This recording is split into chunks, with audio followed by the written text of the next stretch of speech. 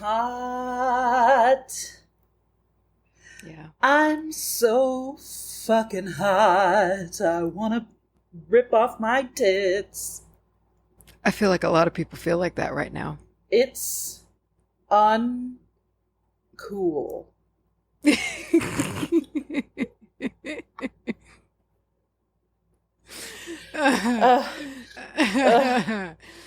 We laugh in our pain. Yeah. Welcome. You ever get so hot you can't sleep? Generally, yeah. If I am to get hot at all, it is in the sleeping hour versus the daytime hour. And insult to injury, you know what happened? Okay, so you guys know. I don't have AC right now. To combat this, when I am staying in this fucking oven of an apartment, I put a fan on me. And that usually gets it to where, you know what, I can sleep. No covers, usually no shoes, no shirt, even. Yeah, no. Who needs that? But, like, my fan broke. And I was like, oh no, what am I gonna do? So I went and I got me a country-ass staple, which is the box fan. I did not have Hell yeah, bro. Oh, brother, a box fan? You kidding me? That thing's turned on and it will never turn off until the day its wires eat away at themselves. Yeah, they are a staple. They are a staple. Yeah. Oh, yeah. And they work. And it'll go until it's coated in dirt and dust. Mm-hmm. Mm-hmm. Until it just one day fades out of existence. What happens to a box fan? Nobody knows.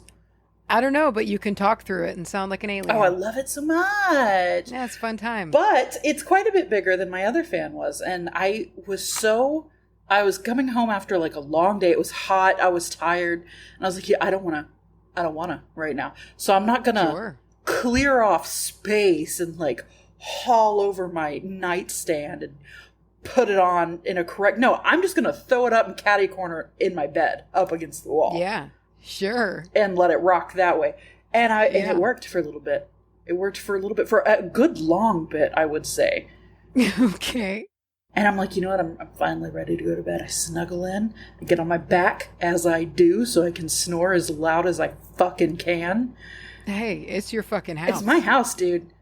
It's hot. If I want to fucking snore, I'll do it. And I don't know. I moved not a bit. I tuck in my wrists behind my back so I make like little chicken wings, and I cross my legs as if I were sitting crisscross applesauce, but I'm laying down. And that is my sleeping position a lot of the time. I know that sleeping position. I will say, though, your legs kind of river dance in that position all night long. More so in the morning when I'm waking up.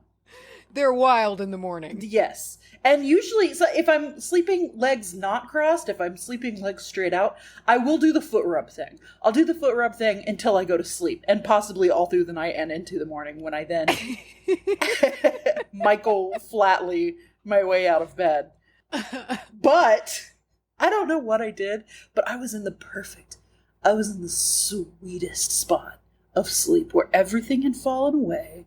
And you're not thinking of anything. You're not even aware of your like body anymore. You're not aware of anything. And it's that sweet, delicious twilight.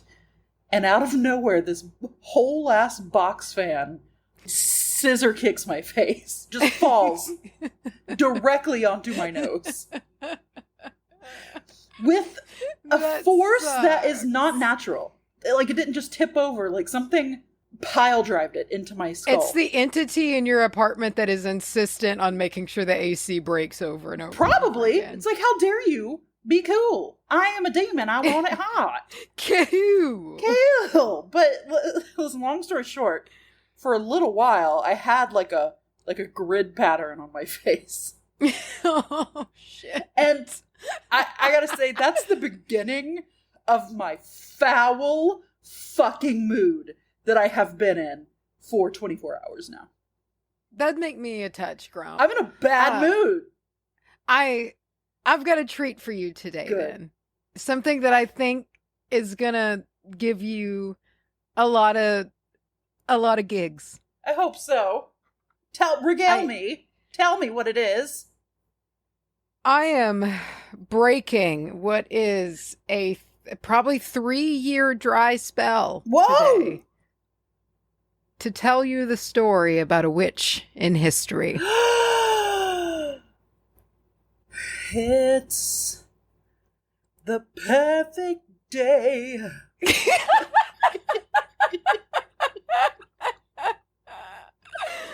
I felt it. I felt that fan hit you through space and time. I'm so glad. And I knew that this is what needed to happen this week. I'm so happy for that. I'm ready to kick my feet up. Brother, this one is bananas. Who are we talking about? It's crazy wild. Today we are talking about Katherine Ross, and we have a tale hailing from Scotland today. Yay! Are there going to be Scotland accents? We'll see how cocksure I'm feeling when we get there. I'm in a pretty stupid mood today, so probably. Let me ask you this: did you just say cocksure because because Laszlo says it? Because I have been saying cocksure because I heard him recently say that on an episode of What We Do in the Shadows. That's got to be it. I didn't draw that line that's him saying it, but that must have folded deep into the crevasses of my brain and bubbled back. I mean, that I blew through recently because I've been doing a binge. I just know I've never been more cocksure of anything, and it's God, really I love him so much. It does. Everything he says sticks. I get it. Cocksure. Cocksure. What a pleasant thing to say. Cocksure. Damn. What are you talking about? I'm talking to you about Queen of the Meadow, which truly I picked because I liked the sound of the name. It's an herb. But Queen of the Meadow. Of the Meadow. Queen of the... I really am upset how the first thing that it made me think of was Bella in the Mella. In the Meadow. You've heard of Elf on a Shelf. But now...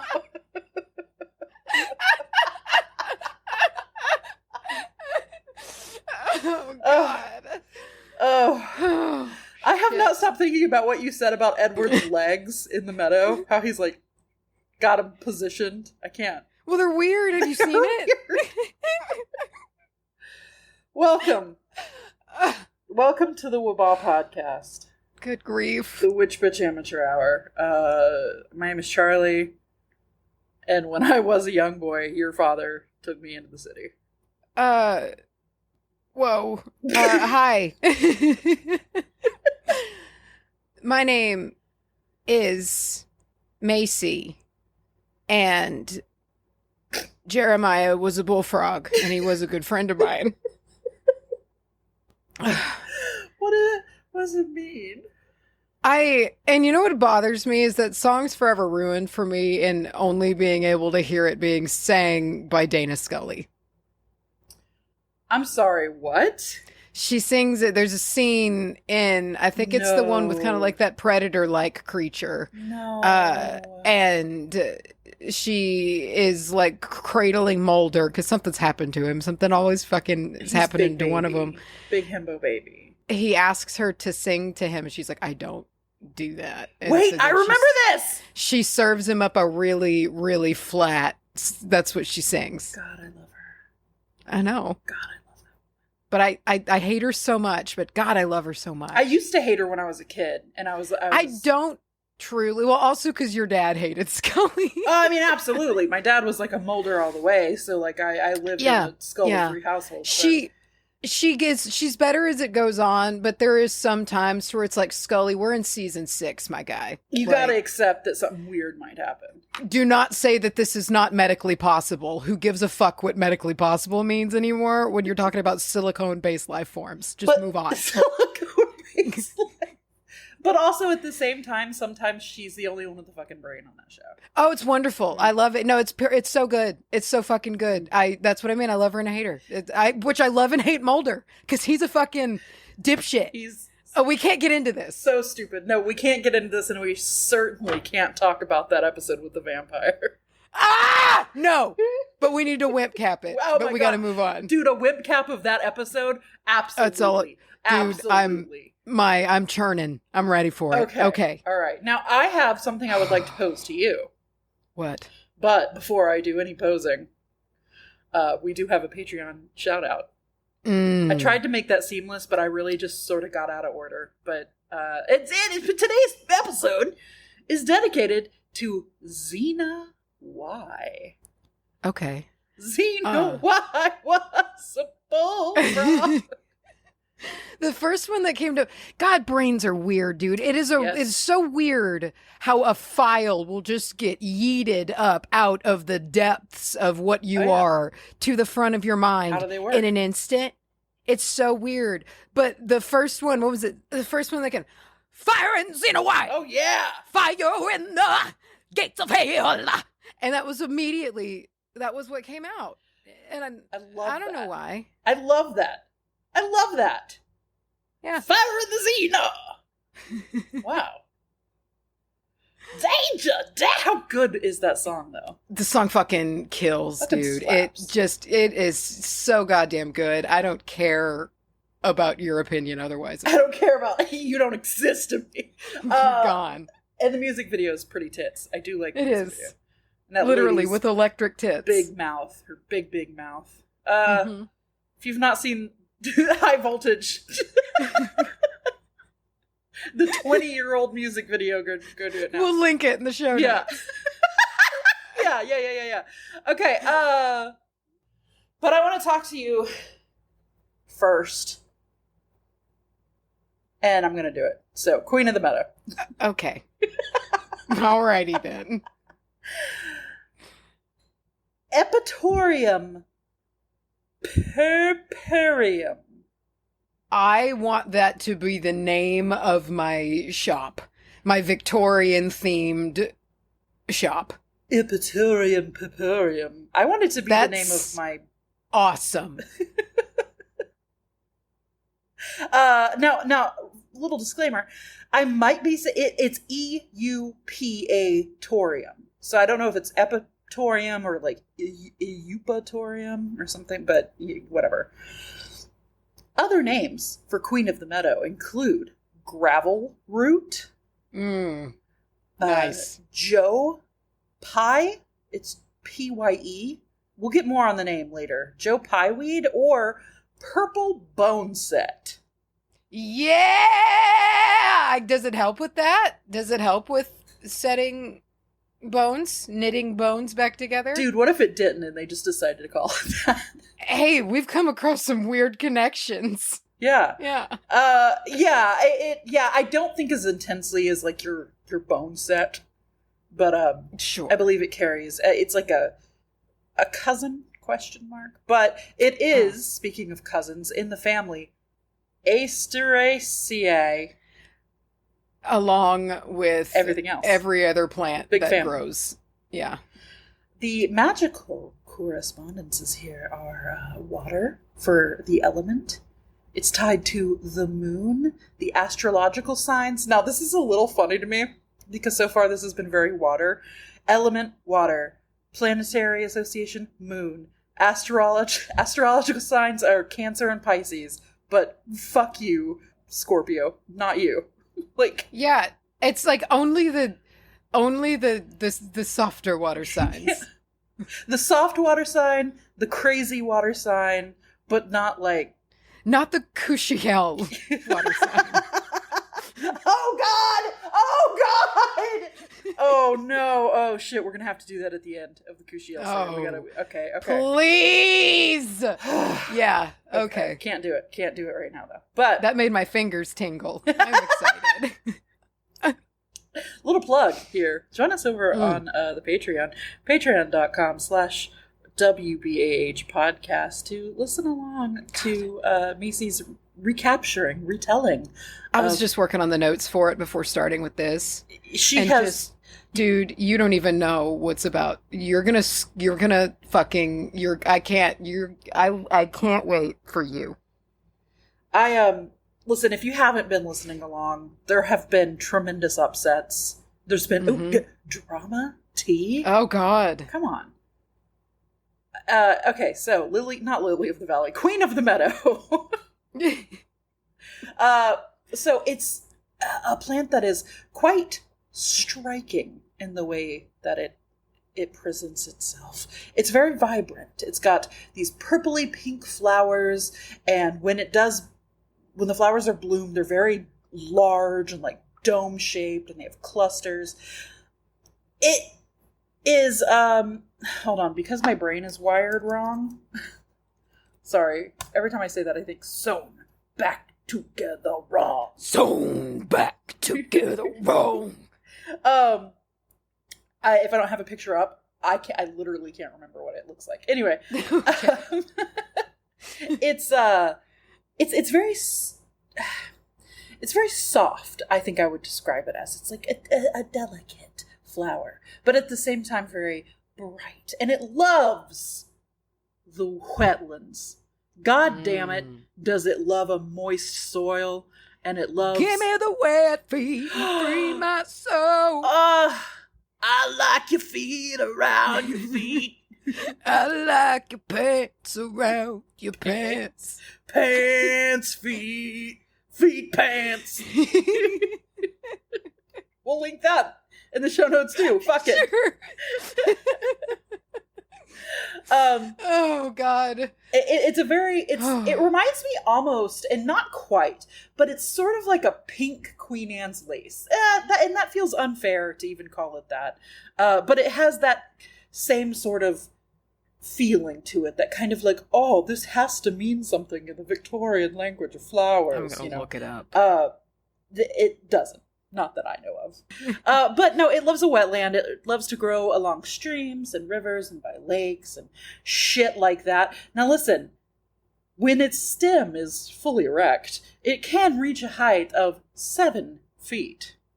I believe that. Yeah. I'm looking at a picture of it towering over a woman. Yeah. It seemed I could only get it to show up for Joe Pye. Joe Pye is what shows up. Yeah. Joe Pye weed. It's pretty. Yeah, I think it's really pretty, and it's fluffy. I saw here. Yeah, it's very fluffy. They make a pretty arrangement. Yeah, it's like a baby's breath almost. You know what I mean? It's got that vibe, but like a little thick, a little floofier. Yeah. It's a puppy. It's a puppy. That's what it is. Bye. Cute. It's a great pollinator. Bees and butterflies can't get enough of shoving that nectar in their butts or whatever bees do. But they love this thing. It's just nice and soft and gentle and pretty all the way around.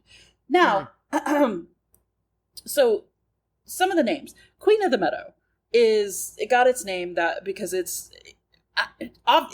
grows in meadows and along these wetlands, and it's very picturesque. It's a picturesque thing, and if you're looking at a meadow with like a stream in it, it's gonna catch your eye. It's gonna be one of the flowers that catches your eye first in a sea of plants that are green and maybe brownish, and it's just boom, this pop of color. So it just it looks like a crown to me. Like if you're looking at a crown straight on, and it's got like the crest of a crown, you know, like the fan shape. Mm-hmm. It looks like that to me.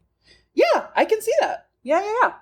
And so she has been crowned Queen of the Valley. However, we do have names like gravel root, and that comes from its traditional use for urinary tract and kidney problems.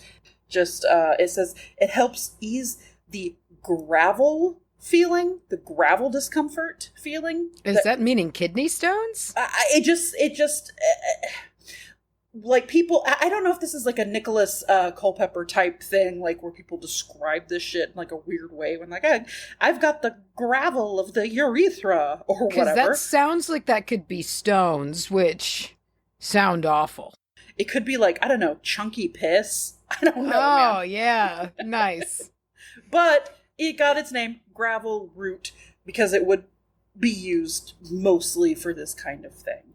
And then later we get the name Joe Pye, and I believe it is Joe Pye because it's Joepye, but it is thought to be named after a indigenous healer by the name of like Joipi, and with the J, I'm not really sure about the pronunciation, if I'm correct in that. However, this plant has a huge connection to the indigenous cultures of America, mostly North America, because that is where this plant is native. Before it got taken and kind of distributed everywhere. But however, this is a rare case. Because we're so used to seeing these medicines that have been used forever upon ever being just kind of snatched by the Europeans and being like, this is us, look what we did. I'm going to name it John Smith herb or whatever. Sure. Or, I don't know, what's the whitest name I could think of? It's probably John Smith. There's a lot of them like that, that are named, yeah. It's called the Englishman's Root. It was also prized for its aesthetic qualities, and it was given as gifts, or I guess still fucking is. I don't know why I'm saying was. It was given as it was very popular to symbolize love. And while I don't have anything like straight from the Victorian language of flowers, like this means this, it was just one of those cute. You when you got this, it was from someone with romantic intent.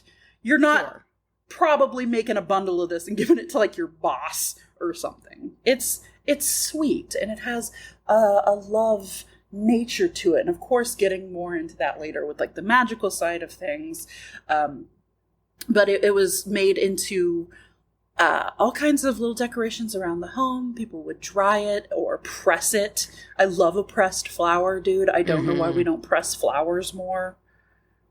Do you think we don't press flowers as much because we don't have phone books like we used to? Is that a stupid thing to say? Maybe. But like, I always, okay, let me explain myself. I feel like you're not feeling me here, but I feel like someone out there is getting me. That's what we used to press a flower, is like, that's part of my very pilot-esque, that's what those are about, is I was trying to remember, what did I press flowers in?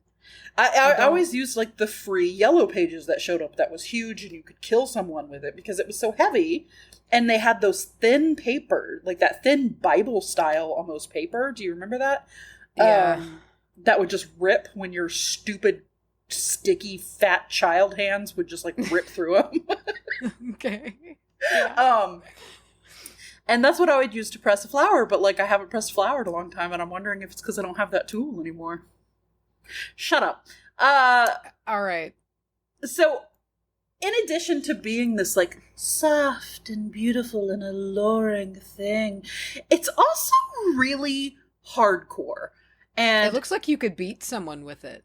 I mean, dude, it looks almost like it would be itchy. Like, it's pretty, but it looks like if you beat me with it, I might get like itchy. itchy. A good spank with it. Yeah. Oh my God! You need to get your head out of the cushion. I can't. I'm in so deep at this point. I don't know if I'm ever gonna get out. It's like, I don't know if you do it, but like after like a zombie flick or getting into like a zombie video game, I kind of do that thing where you're looking around, you're like, what could I use? Or I guess just home invader stuff, or just being hyper aware. I know you do this, but like looking around and being like, what could I use as a weapon in here? I feel like you're enough into Kushiels right now that you're looking around. It's you're like, so bad. What could I use for a spanking? It's all so fresh. Oh God.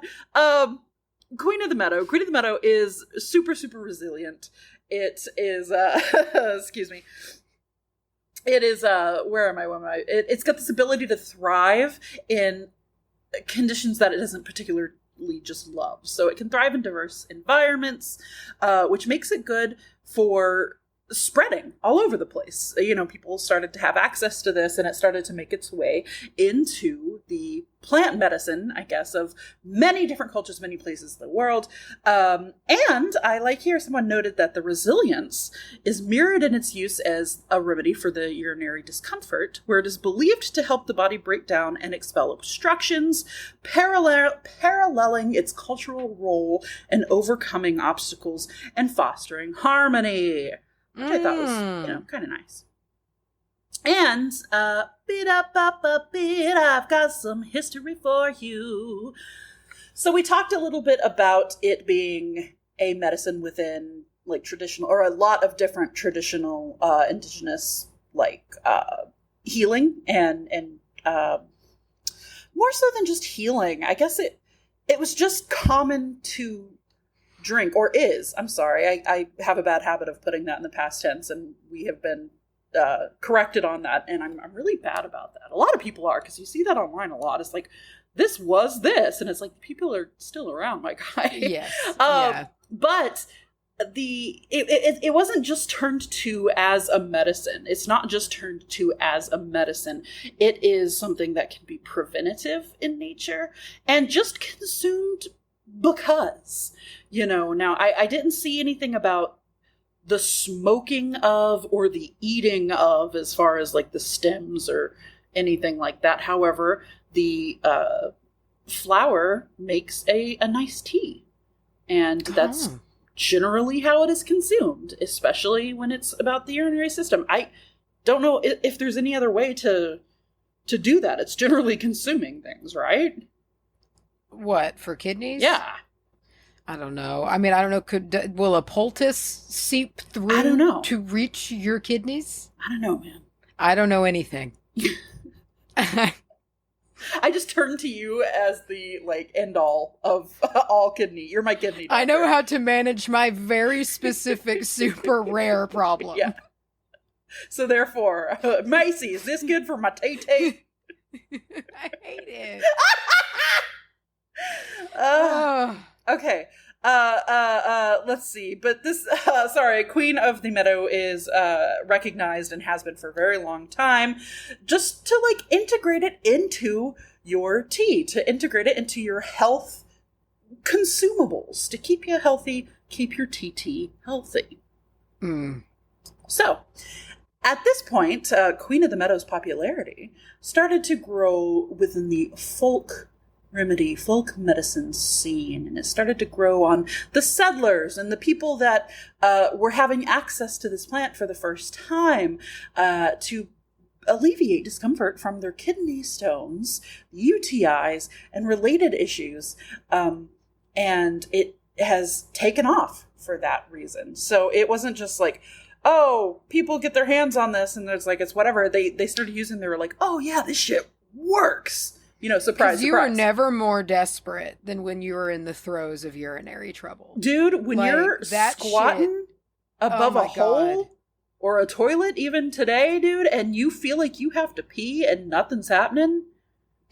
Well, and if it reaches up into your kidneys, the feeling of twisting daggers radiating from your back is shocking, to say the least. Had that happen maybe once or twice. I've been very lucky in that regard of not having many kidney related things, but I have had a UTI probably go a little too far, or like a bladder infection go a little too far up for my liking, and it's something else.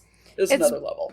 It's crazy. I think the only time my brain ever has turned me off due to pain was then. Because I just remember being awake, and then I remember waking up after and it was it's like, how do you fall asleep during that? It was, and then I just remember waking up in a sunny room and being like, whoa, damn. Yeah. My brain said, cool out. Good night. Take a step back, take a beat, Okay, so for mundane uses, of course, we have the medical applications. We've talked about it, the kidney stuff, the pee route, the UTI. Now, I did write here that a little bit more about the name gravel root, and I said it was described by someone as a vivid encapsulation of its role in addressing the discomfort caused by, as they say, the presence of gravel-like particles in the urinary system, including kidney stones. That makes me think including, but not limited to. I guess if you're out there and you deal with this, you might know more specific.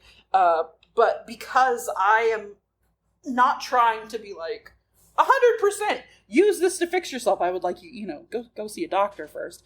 And also, I got scared. I got scared to look into it because, I know the second I look into it, I'm going to start pissing gravel. I just know it. I don't think that's true. All right.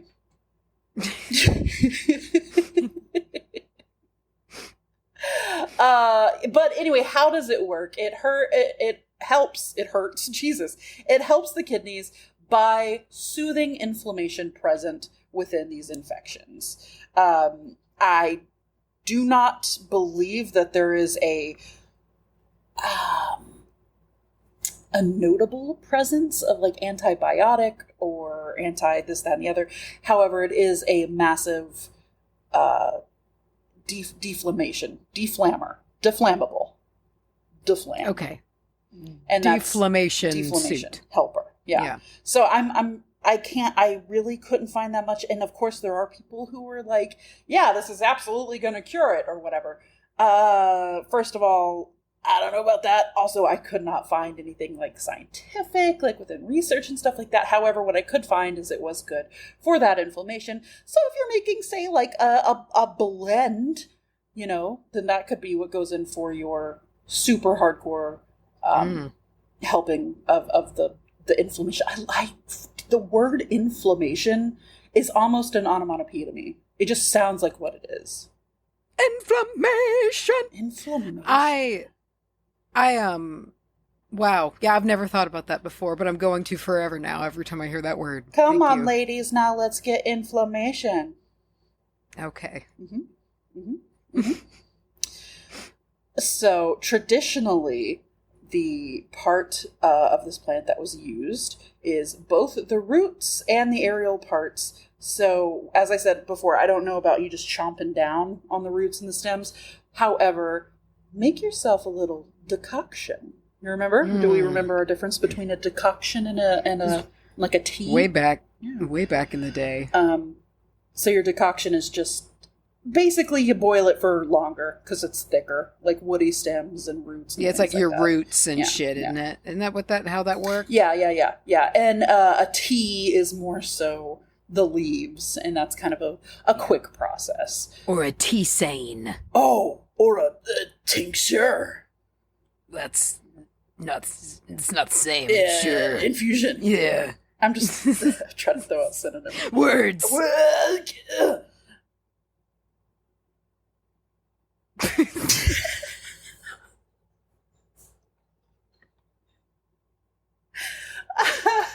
Do you ever purposefully short your brain out a little bit? I don't know if I'm very good at doing it on purpose, but it does short on its own sometimes. Good. Okay. Yeah. The whole purpose of that is I was walking around earlier singing a song. It was to the window. My brain went like that because you know the normal song is to the window, to the wall, right? But my brain would just go to the window. Oh my God. That's awful. I couldn't stop it. But it was one of those things that, like, the longer it went on, the more I was like, all right, so magical. Shut up. Everybody shut up. Here we go. We have protection and cleansing. Because this is thought to clear away anything that helps, or anything that hurts that urinary tract, it kind of got this this vibe to dispel anything negative, you know, and to be cleansing and purifying in all ways. And I kind of like it in that gravelly sense. Because sometimes, and we talked about this, I think, on a bonus recently, sometimes these little nasties, little doodads, they'll take on different textures to me. And gravelly is definitely one of them. Gravelly is like stuck in your shoe. It's not generally a pleasant word. When you think of the word gravel, you don't think like, hard ooh, to like nice. Get out all at once because it's like many small particles, you know. So I would think if there's something that's just being a real pain in your ass, this might be a good one to come through. Plus, if we're calling it Queen of the Meadow, and it does have that, you know, crown-like appearance, and it's the first thing, and the Queen, that's powerful, dude. I feel like this plant is coming in with some power, and there's also a lot of emotional regulation magic that happens with Queen of the Meadow because of this tie to water and the tie to Cancer and what's the other water sign, but definitely not Scorpio because fuck you, Pisces. and to the moon and things like that. It does lend its hand to help mend emotional wounds and promote inner peace and kind of help us let go of things that we need to let go of, or perhaps overcome the things that we need to overcome.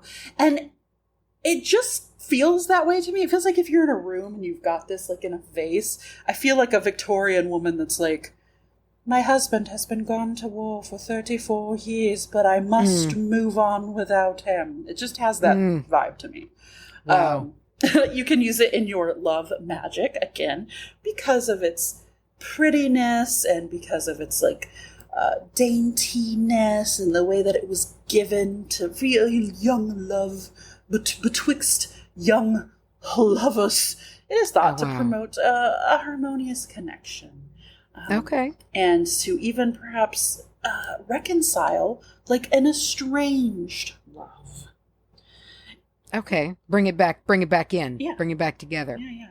And as we see so often with things that are tied to the moon and tied with water, this is a good plant for dream magic and general like intuition magic across the board. So having clearer insights, or trying to tap into that innate perception that you just have naturally, or perhaps to make like a dream satchel or put it under the dream pillow, or if you're doing astral travel, lucid dreaming, shit like that. This is one that can go, and it reminds me of lavender in that way. It feels like a soft bish, but like a weird soft bish, like Pisces. I feel like it takes on a very Piscean quality when it comes to like the dream magic and the ooh kind of shit. And I say that as a Pisces rising. I'm allowed to say that. Yeah. And that's really truly what I have here for Queen of the Meadow.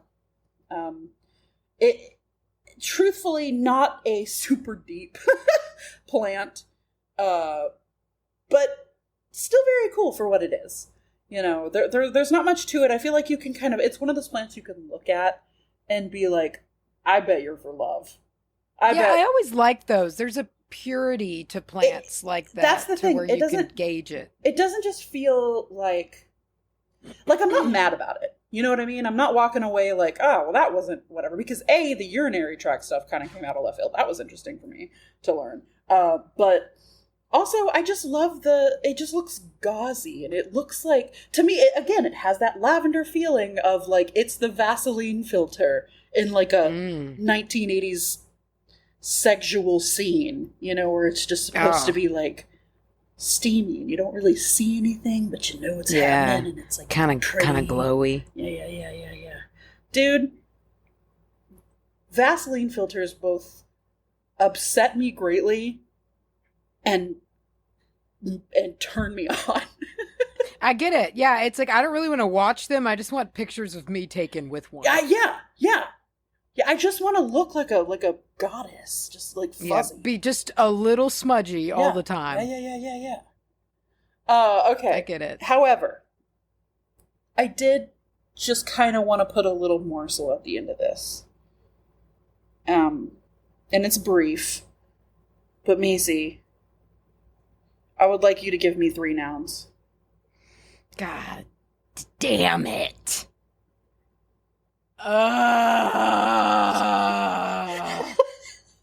String cheese, chastity belt, a lowball glass full of your mom's tears, a particularly chewy pair of edible panties,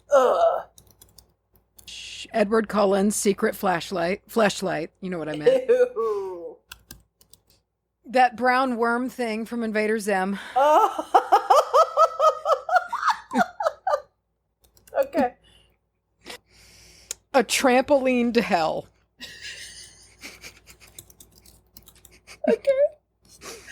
Okay, give me a place. L. Ron's bedroom. Adjective.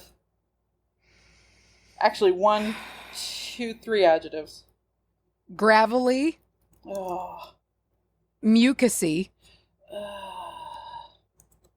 And undulatingly. Yes.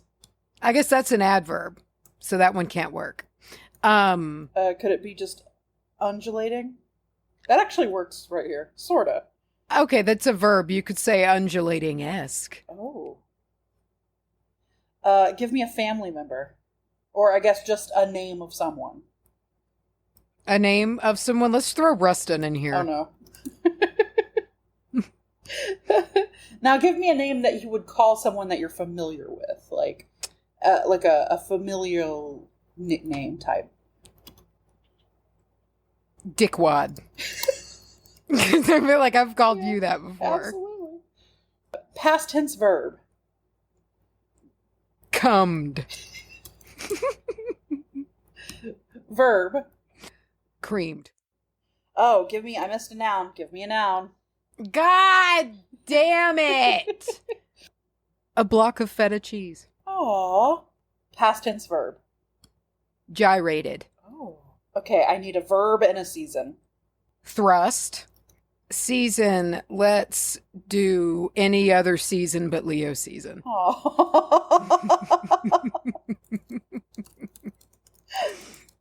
Today's the last day of Leo season. Is it today last day? Yeah, today. Today was your last day. It's when this comes out, I believe it will have passed, and it will be the time of the Virgo.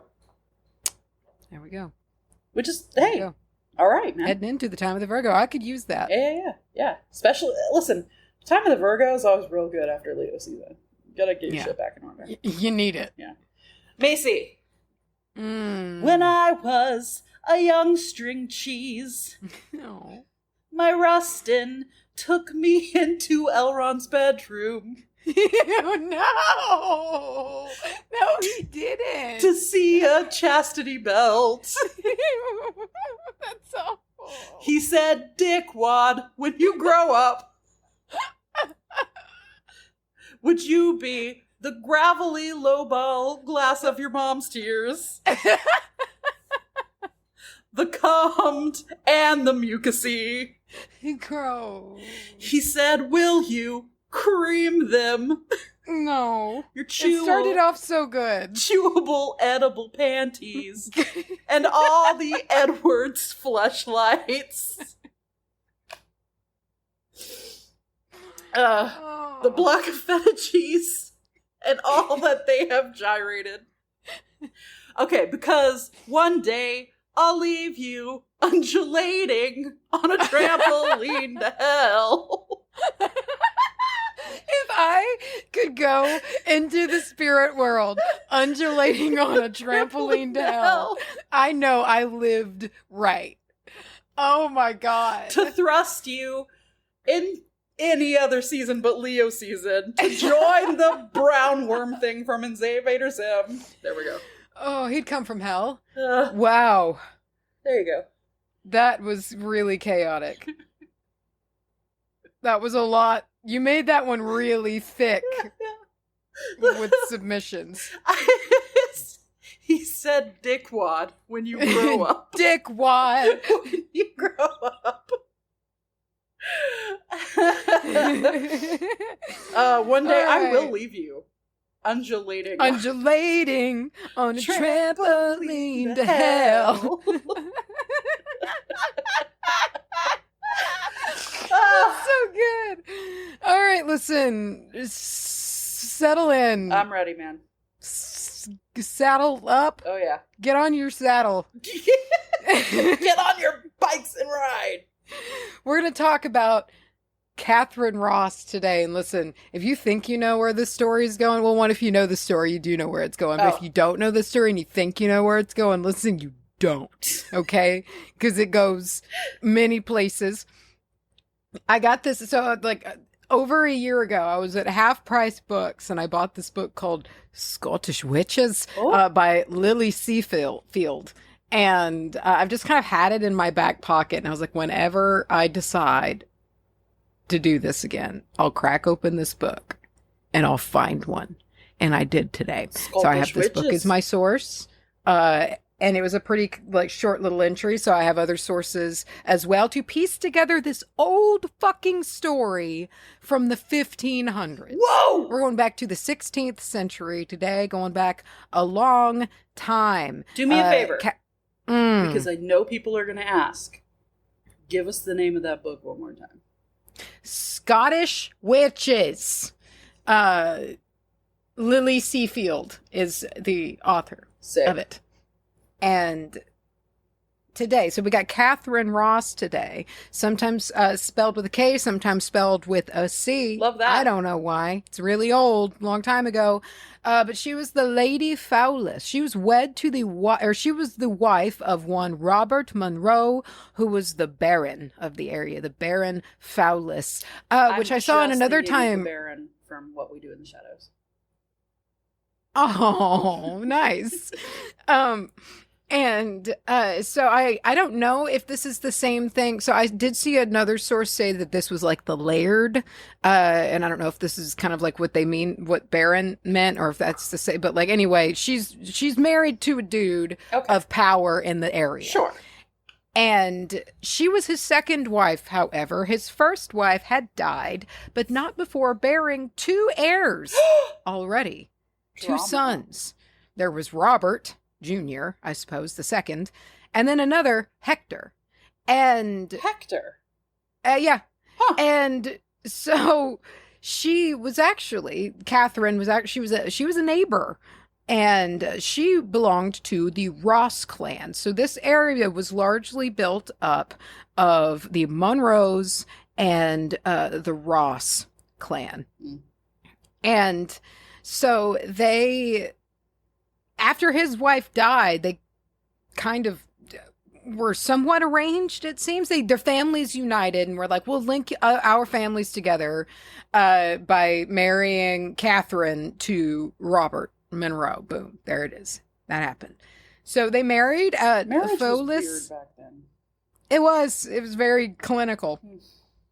They married at Fowlis Castle, and it's Foulis. I don't know if it's pronounced that way, because everything in Scotland is pronounced in a way that I am surprised by so often.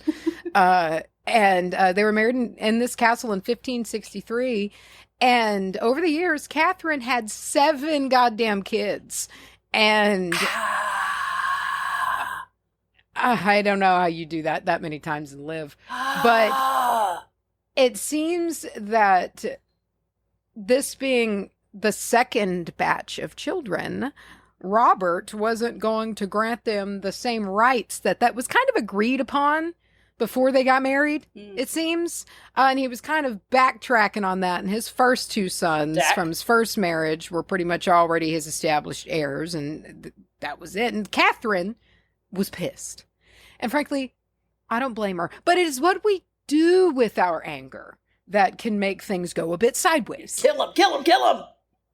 So during this time, Scottish Parliament apparently passed an act that made witchcraft illegal by punishment of death. And whoa. And so I don't know a lot about Scottish history, surprise, but it seems that this was a bit of a jab at the time. This was a bit of a jab from Parliament against Mary, Queen of Scots, who was Catholic while this Parliament was Protestant. And at the time, generally the Scottish folk were practicing a mix of Catholicism, Catholic ideas, and folk magic.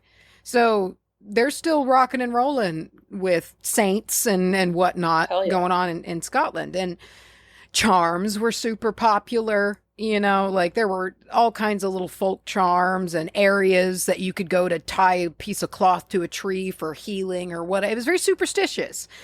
And lots of, talk about the elf folk or the fae folk. Just a lot of magic. They love that. A lot of magic going on all over the place.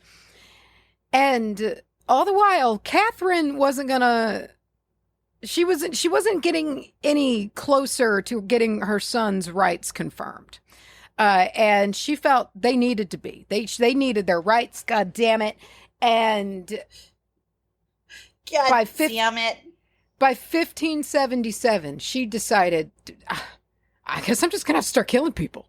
Yes. And yes. Oh, God. I love it when they snap. Easy enough, right? Well, so here we go. There was a really interesting source that I had today called The Other Lady Macbeth by, I think it is David Onger. I have it linked in the show notes. David Adger. And my phone corrected it to Anger. David Anger. That's actually pretty sweet. It's a sweet ass name. Like my wrestling name. This is an excerpt from that, The Other Lady Macbeth by David. I forgot it again already. Adger. I go immediately name blind anytime. Oh yeah. She concocted a new and more murderous approach. Ooh. She decided to use evil magic and poison to kill her husband's eldest son, who was also called Robert. Good. With him out of the way, the plan was for Catherine's brother to marry Robert Sr.'s widow. This meant that Katherine also needed to murder her brother's existing wife, Lady Balnagan. If Katherine was successful, then the Ross family would take over the Monroe's land and the succession, becoming the Barons of Fowlis and the preeminent clan in the territory. So basically, to reiterate, to clarify that, she's saying, all right, I got to kill this oldest fucking son. Yeah. Because he's in the way. And then after I do that, I am going to then kill my sister-in-law. She's going to have to go. Too fucking bad. So sad. Is she flying? She's dead. Too close to the sun. Yeah. And she's got to get got. And then my brother, who's married to her, is going to have to marry the woman whose husband I just killed. My stepson. I mean, in for a penny. Come on. So that's her plan. And not caring about the new witchcraft laws, she sought out some local practitioners. Yeah! Which there were several in the area. And one of these was Marion McAllister, who was all about the elf folk. Yeah. And so I had a note to get pronunciation for this and I didn't, but it's Gaelic. It's like Daon Sith, Daone space Sith, was like the elf folk in Gaelic. And so they were around, there's raised like burial mounds in the area, and that was where the elf folk were. And so she says, Marion is like, listen to me, Katherine, you need to go to those mounds. Look at me, Katherine. And you need to look at me, Katherine. And you need to go on over and talk to the elf folk and see if they'll help you do this murder. Yes. And, and here we enter a really wild time of magical efforts of just trying to throw shit literally to see if it sticks. So Katherine and accomplices, Katherine and co, made these clay corpse figures. So they made clay dolls in the likeness of the two targets here, her stepson, Robert Jr., and her sister-in-law named Marjorie. And they make these figures. And apparently it was normal to place these in a running stream until they dissolved, symbolizing wasting away, or you burn them or you bury them upside down. But they didn't have time for any of that fucking shit. We've got to move here. So she and her accomplices proceeded to then shoot the clay corpses with little arrows as if they were the elf shot. And they were doing this to both of the clay figures, and nothing happened after they did this. Nothing happened at all, and Marjorie and Robert were fine. But we get a great bit of writing about it, and so this is an old writing from Sir Walter Scott, Letters on Demonology and Witchcraft, about this case.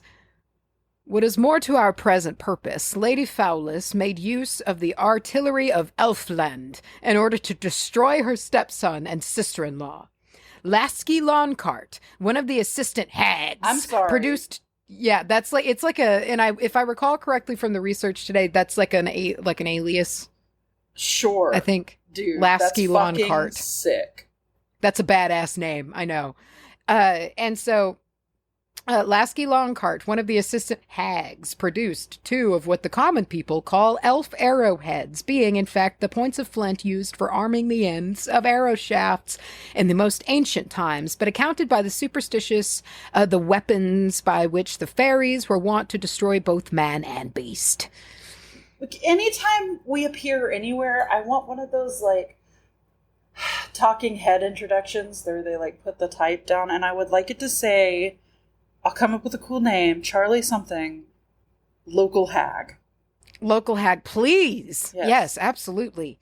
Maybe we live to get the privilege to be called local hag. Local hag. Come on.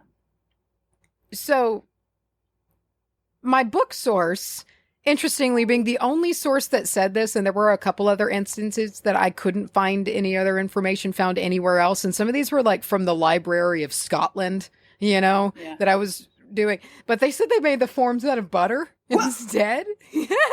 And so that's fun. I don't know if they did or not. Oh, what a weird, it's like clay or butter or butter. I don't know, man. So Katherine wasn't satisfied because obviously they didn't die and her baby boy isn't the heir right now. Oh my. So somebody's gonna have to die, god damn it. And you sure as hell ain't not dying today. And nowhere in this time did Katherine seem to decide, you know what? The ritual didn't work. We probably don't need to kill these 2 people. No, she doubled down. But right? you know what is effective? Pretty surefire poison. Poison works pretty good. It's very real. And it's practical when things like elf shot or maybe a little bit more flighty. No pun intended. When the spell falls flat, it's time for poison. Yes. And here we are. And Katherine and her accomplices decide that rat poison should do. Oh. All right. Ratbane. And... Ratbane! Coming it's at so you right sweet. now, Ratbane! Slipping in your butt! Yeah. I love it. No, it's fucking sweet. And that's what they think that they're gonna use. And it didn't go smoothly at all. And hell yeah. The order of this got a little bit confusing. I don't know exactly what order this all went down in because it's different. I've got book and website sources, and also this is from the 16th century again. Yeah. Hell yeah. And 2 separate instances of trying to poison Robert Jr. failed. And keep in mind, she's still married to this guy's dad. So she's just trying to actively poison her stepson. Love her for it. And so they both failed, but they did fuck up other people. So at Katherine's house, which I don't know for sure if they were in separate quarters, that was pretty common back then, there was a nurse that was going to be sent from her place to Robert's place carrying the container of poison. I don't know how she was supposed to admit. I guess as medicine was supposed to didn't know what was going on. We know that because this nurse apparently on the way there, Butterfingers, dropped the container and broke it. Yeah. And so basically we have another old writing here from 1852 called Magic and Witchcraft by George Moore. And so I don't know how much all of this is true, but it was neat and just in writing about the plans of delivering this poison. She then gave orders to prepare a pig of rancor poison. And a pig seems to be a unit of measurement. Listen. Sorry? We'll get another thing. A pig of rancor poison that would kill shortly. And this she dispatched by her nurse to the young laird of Fowlis.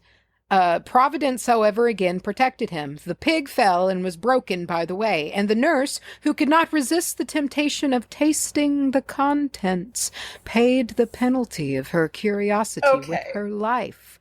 So corrosive was the nature of the poison that had killed the grass underneath it.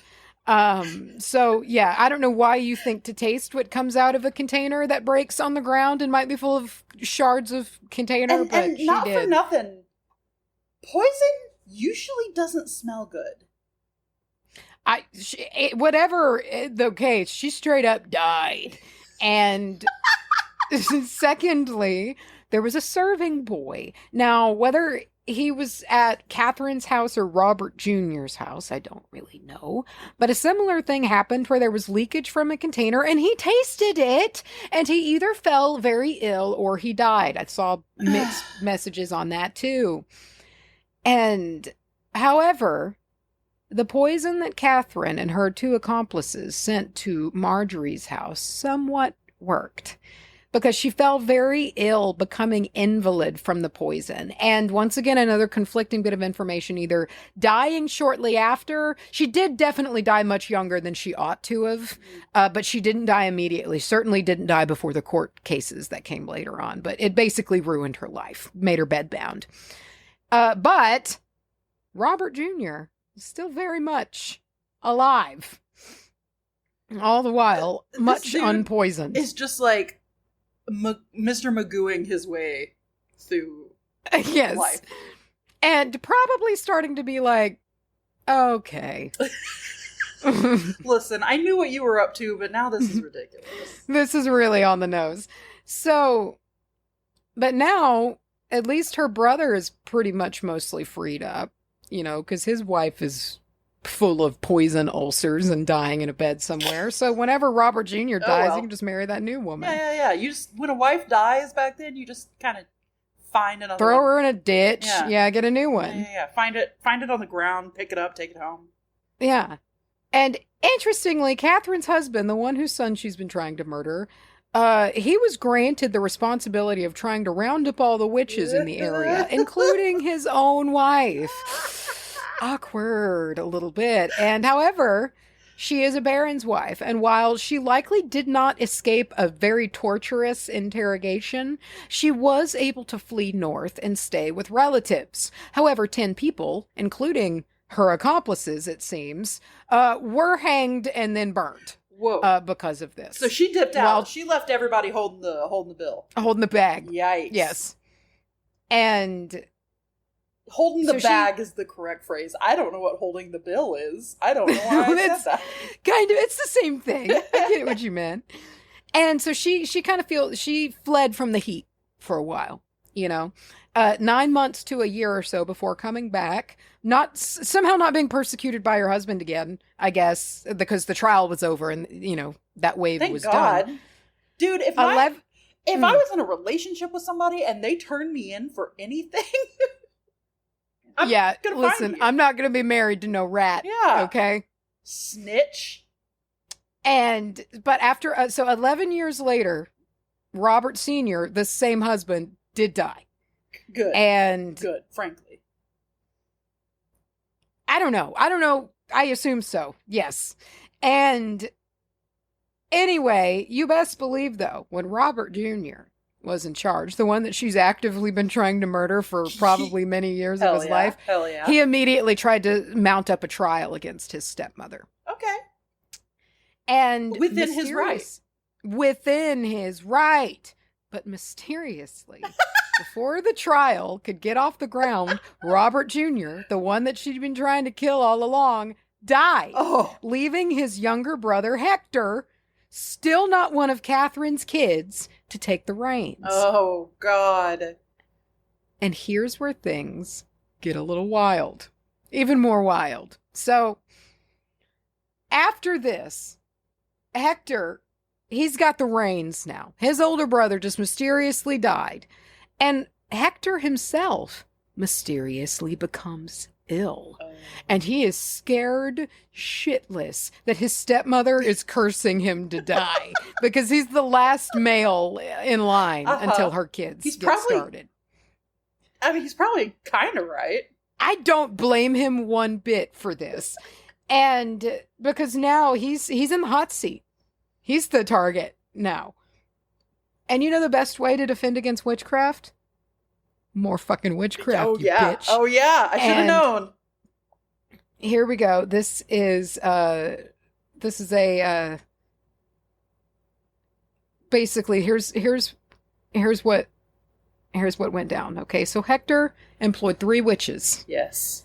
To then turn the curse away from him onto Catherine's eldest son, George. So the one that she's been trying to set up this whole time to take the reins. Hector, worried for his own life, tells these witches, listen, we got to take this death curse off me and put it on our own fucking son. I mean, I don't want it. Not a bad move, but I feel like he could have cut out the middleman and just gone straight for her. Yeah, I don't know. I don't know why you wouldn't just take out the root of the problem here. Maybe he's a little vengeful. Maybe he's a little cunty. Like, maybe he wants her to suffer. It's very possible, And so a very interesting ceremony happened. So Hector is taken from his house all bundled up and sick. And he's taken out somewhere to like an open area. And the 3 witches in this scenario apparently dug a human-sized grave and they put Hector in it. They bury him alive as if it's a real funeral. And as he lay in the earth, somehow, I guess, I don't know if they gave him a straw or if I don't know how he's breathing, but he's buried alive in the ground, not freaking out somehow. While everybody is standing around, and one of the witches, apparently alleged witches in this scenario, named Christian Ross, maybe, also saw a different last name in some sources, who was also a foster mother of his, maybe, ran across 9 fields. So she had to go run across. So while he's marinating in the ground. How long is a field, though? I don't know. How many pigs is a field? I don't know how many metric units pigs is in one field. And so after this was done, after she had run 9 fields, she came back and asked the chief witch, Marian Maclingaroch, maybe, so this head witch, she's like, who's gonna die? Who should die? After she ran all the fields, she goes to Marian. He's like, who should die? And she says, the head witch, that Hector should live. Whoa. And George would die. And keep in mind that Hector's buried underground, apparently, for all of this. And the spell, they repeat this 3 times, though. The 9-field running. Did she have to run 27 fields? 27 fields. Jesus. I think. That's what it seemed like. But strangely enough, after this, Hector recovered from his illness. Oh. And Catherine's son, George, died soon after. Love it. Love to see it. It's fucking crazy, dude. So her baby boy, the one that she wanted to be the heir so goddamn bad, he's dead after this weird spell at the tender age of only 25. He was just a young man. Oh, not about 5. Well, no, yeah, back then he was really he was lucky. And about 5 to 12 months after this spell went down, George died. Dead. Fuck. 25-year-old man. And here's the deal, though. You can't pull a stunt like that and it not get out. Word's going to get out about you getting buried alive and having 27 fields getting run across. On a marathon? Are you kidding? Someone's watching that. Somebody saw. And so, interestingly, can you imagine? You're the nosy piece of shit that's just looking out of your window watching all this go down. You're like, I'm so gonna get them murdered over this. Oh, absolutely. You're like, and logging this for when I need it. Sketch it out because, that's the closest thing you have to, photographic evidence. Yes, really quickly pull an Alice Cullen, and just, do it real quick. Yeah. So, what is wild about this, and a very cinematic wind down of this tale, this meant that Hector now was also accused of witchcraft in this new trial. And he and Catherine, ironically, stood trial on the same day, July 1590. So for 2 completely different reasons, they both are standing trial for witchcraft. That's now, amazing. here's the deal. And I love that. That's so beautiful. Hector is, I believe at this point, he's the current Baron. So He has power. And Katherine is the ex-baron's wife. So, I mean, she's not nobody, and she's from her clan, and he's from his. And the thing is we've seen this a lot in times when it comes to people of higher society, that you can maybe stack the odds in your favor a little bit more with privilege. And because both of these people were high up in two of the biggest clans, one of them being the Baron, as I mentioned, they were both basically able to choose their own juries and be acquitted. Though, like, Hector didn't really maybe even do that much other than get buried alive and get traumatized if the spell was nothing else. But, like, yeah, I mean, you know, maybe he did. Maybe the spell worked and it did result in him killing a guy. I don't know. But, like, he's more innocent than Katherine, who tried for years openly to murder multiple people. And she got off scot-free, as well as Hector. However, it seems one of the alleged accomplices, or one of the alleged witches that ran the 27 fields, Hector's previous foster mother, Christian Ross, it seems, was straight up hanged and executed as a witch, even though they got off scot-free. That makes sense. Because I was digging around in some court documents that I found from this trial. And so there's some name confusion, but a lot of sources that I found called this person Christian Ross, the one that did the running across the fields. And in this trial that they were present in, a Christian Ross was executed. Whoa. Which sucks. So Christian Ross just sounds like a store I don't want to shop at. Yeah. It also sounds like a 2005 band. Yeah. Christian Ross. It's just Ross Geller. Everyone in the band is Ross Geller. Just over and over and over again, different versions. You have leather Ross. You have keyboard Ross. Yeah. You have all the Rosses. You have one Russ. Yeah. Oh, he's holding it together, though. So, wow. They both get off scot-free. Other people fucking die. Katherine continues to live a long life. She just lived her life out. It's fine. But her oldest son did die, which sucked. And I really liked this ending line from the article, The Other Lady Macbeth by David Adger. Hector went on to run his estates, and Katherine lived a long life. Sometimes those in power play their games, make their gains, and slip free of the destruction they leave behind. I mean, that's very true. And that's still true today. Yeah, it is. And so that's the story of Katherine Ross. Wow. Man. Yeah. Wild tale. Dude, the audacity. I want to have the absolute wonder in my sparkly little virgin baby eyes to be so dumb and enchanted by the world that I would just drink mystery broken ground liquid. Especially back then. Come on. Like, that could literally be powdered, dried horse cum. Like, you don't know what that is. They dried and powdered everything if you're lucky. For magic and medicine. Like, yeah, literally, if you're lucky. That's true. Because the other thing it could be is poison. It's fucking Ratbane. Ratbane! Wow. Oh, man. Well, returning to that series with a bang. Thank you. You know that, I know that the beans are glad to hear it. I hope so. I hope so. I enjoyed this, diving back into it. It always never ceases to amaze how buck wild oh my god history is in every little corner. Can you imagine if we had like trials like that still?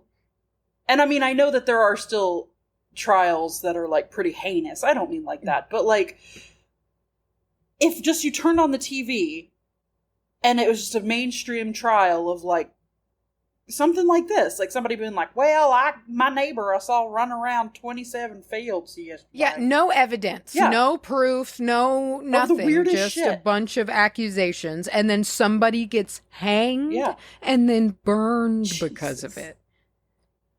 Cut that part out and introduce more hillbillies talking about different levels of pigs and how many pigs of poison they had. I'm down for that. That would be sweet. I mean, if I could get into some medieval pig math, I'd watch the shit out of that. If someone out there could tell me how much one pig of ale is, yeah, I'd be happy. Yeah, break down. I'll give have a whole me pig of ale. A visual map of the world in pig units. Oh. Let's measure everything in pigs here on WBAH from now on. We should. I mean, it's unreliable because pigs can be anywhere from like 30 to 800 pounds. Yeah. But we know. Well, our heart will know. Yeah. Yeah. Much like when your heart knows that you're chowing down on some warm, delicious, beautiful review footage. Oh, look at you go. Look at you go. Also, before I get a bunch of emails, no, I know that many pigs aren't real. I meant a baby pig. Pigs that are little and weighing 30 pounds. I don't mean that. Yeah, okay. Because they're not real. You know many pigs aren't real, but like a lot of people don't. You will buy, basically, if you buy what you think is a mini pig, you're buying one of those little foam pill things that you put in water and explode it into a giant foam dinosaur. That's what's happening. Didn't Logan Paul basically do that? Like, I think it was like one of the fucking Paul brothers that bought I assume if it was something big time shitty and you say that they did it, I'm like, probably. That makes sense. Today's beautiful review footage comes from Pirates with Banjos. Sweet. Yeah. And this is called Long Time Listener. I remember picking up your podcast God knows how many years ago and loving it from the first episode I listened to. Through multiple jobs, internships, a global pandemic, I'm a professional. A 2-year-long slump in my own practice after my father's death, graduating college, moving from Texas to Colorado. That's a lot. That's a lot going on. This podcast has been a wholesome and informative comfort for me, as someone still trying to figure out what I actually want to do with my life and how I could possibly get there. Seeing you both grow while doing what you clearly love has been a massive inspiration to me. Massive thanks to you both. That's very nice. Pirates with Banjos. Shush. Pirates with Banjos. That's a really good name. Shush. No, you. Dude, the way I would immediately let a pirate with a banjo ruin my life. Yeah. I mean, I'm pretty much just picturing a Nandor with a banjo, even though he's not like a pirate. He's kind of piratey. Just take off his coat and leave the ruffled shirt and his tight little pants on and put a banjo on him. And there he is. Immediately. Yeah. Sure. I immediately pictured Hosier. Dude, I've got him on the brain right now anyway, because I've been looping his new record like an absolute madman. I haven't heard it yet, but I've heard it's fucking great. I've really been enjoying it. Like a good hearty bit. Mm-hmm. It's nice. Mm-hmm. Yeah. It's tasty. Wow. All right. Mm-hmm. Let us know who you thought of when you heard Pirates with Banjos. Over on our social media. We've got a Facebook, Witch Amateur Hour. Instagram, at Witch Bitch Amateur Hour. These are all linked to the things. We don't really do that. We're too cool for social media now. However, what we're not too cool for is to fucking pimp out and plug our Patreon. www.patreon.com/wbahpodcast. Macy, you can be a part of that Patreon shout out. Macy, you can get extra content like spells, blogs, and other. Macy, you can get access to a Facebook group, a private Facebook group where we do monthly live stream. Macy, you can get 1 or 2 monthly bonus episodes. Macy, you can listen to Simp Cap and all the Simp Caps we've had and Wimp Caps we've had. They're all there. They can. And you can help us buy our food if you do it. And proceeds, roughly 50% of those proceeds go to fixing my AC. We just guilt everybody. Sorry. I'm kidding. But for real, we've got a lot of shit going on over there. We love our patrons. They keep the show alive. You see us and listen to us in our purest forms. We are right now we're perusing our way through Kushiel's Dart, written by Jacqueline Carey. Lots of people reading and listening along to that story. We are going into week 6 this coming up Thursday. I can't wait, Charlye. You're going to squeal so many times and you're going to make so many sounds out of your body. Yes. I can't wait. That's what I am known and we have a live on Facebook and private group this Sunday. Mm-hmm. So if you want to catch it, if you want to hang on Sunday, hang out with us. Come eat with us over there. Come eat with us over on Facebook. It's linked in the show notes. Yeah. Bonus episodes are like coming out like in like this week and next for 10 and 20 tier. Oh yeah. We talk a lot about shagging Nandor, I think.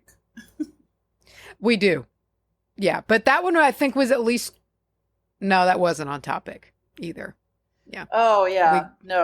We deviated for that one. For the second one coming out for August, we really went off the rails. $20 tier really gets us in our purest form, as I mentioned. And let's see what else. We do have an email address for you if you would like to send your your advertising inquiries, spooky side entries. As long as you put spooky in the subject line, you can send us a picture of what you had for lunch.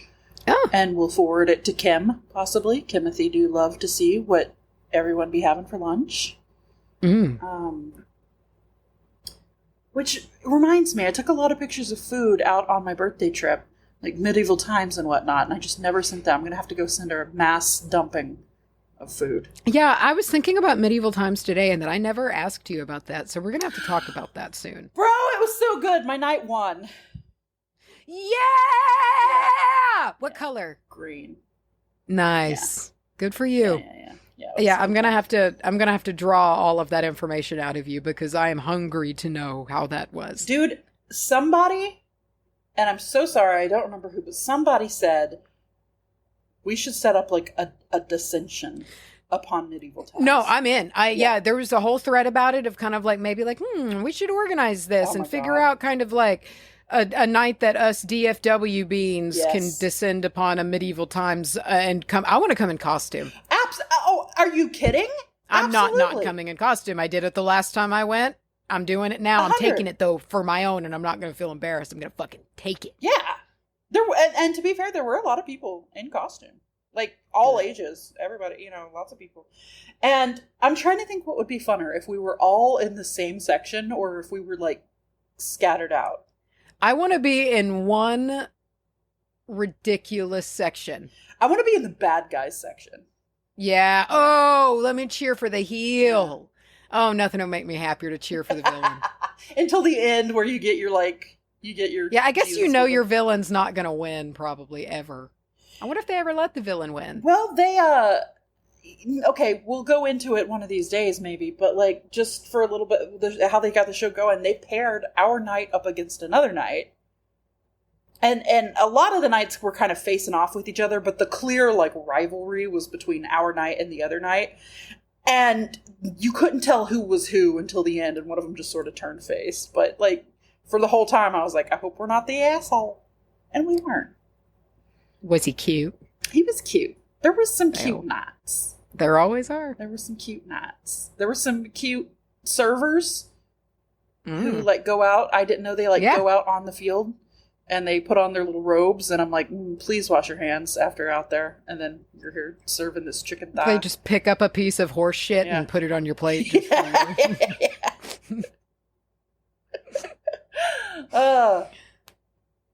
Okay, I'm going to have to turn this tap off. Otherwise, I'm going to keep asking you about every bit of food that you ate. Bro, and I'm going to, but we don't need to do it on record. Listen here. I don't know what they did to the food, but it's gotten so much better. Fuck. Yeah. All right. Yeah, I don't remember how good it was before, but like it was good. Okay, bye. Bye.